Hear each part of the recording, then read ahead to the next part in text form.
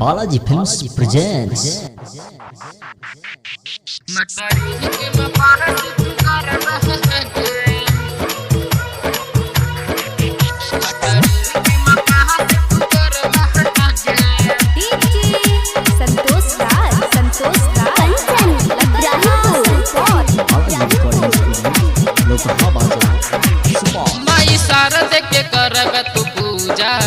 मटरी के मपास तू करब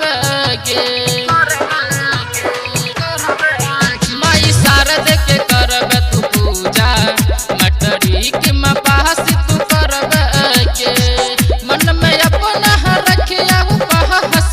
मन में अपना रखिया उपास विश्वास तू दिल से करिया गे माई शारद के करब तू पूजा मटरी के मपास तू करब माई शारद के करब तू पूजा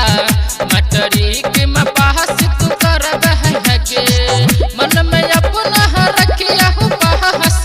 मन में अपना रखिया उपास विश्वास तू दिल से करिया गे माई शारद के करब तू पूजा मटरी के मपास तू करब गे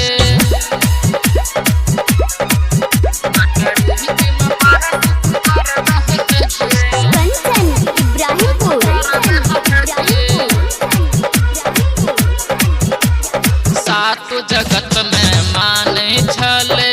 माई के यही साल से जिंदगी के अरमान बनतो माई के आशीर्वाद से सातो जगत में माने छले माई के यही साल से जिंदगी के अरमान बनतो माई के आशीर्वाद से मन के तोहर रखतो पहर मन के तोहर रखतो पर गुलाब के फूल जो न खिलबे माई शारद के करब तू पूजा मटरी के मपास तू करब गे मटरी के मपास तू करब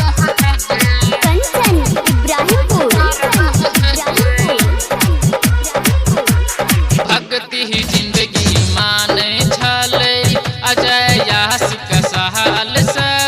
रंजित यादव के पूरा भैले माई के अरमान से भक्ति ही जिंदगी माने छले अजय यासिक सहाल से रंजित यादव के पूरा भैले माई के अरमान से मन के तोहर रखतो खुश मन के तोहर रखतो खुश माई के चरण पहाड़ से माई शारद के करब तू पूजा मटरी के मपास तू करब गे मन में अपना रखिया उपहास मन में अपना रखिया उपास विश्वास तू दिल से करिया गे माई शारद के करब तू पूजा मटरी के मपास तू करब गे बालाजी रिकॉर्डिंग स्टूडियो लोकहा बाजार सुपौल।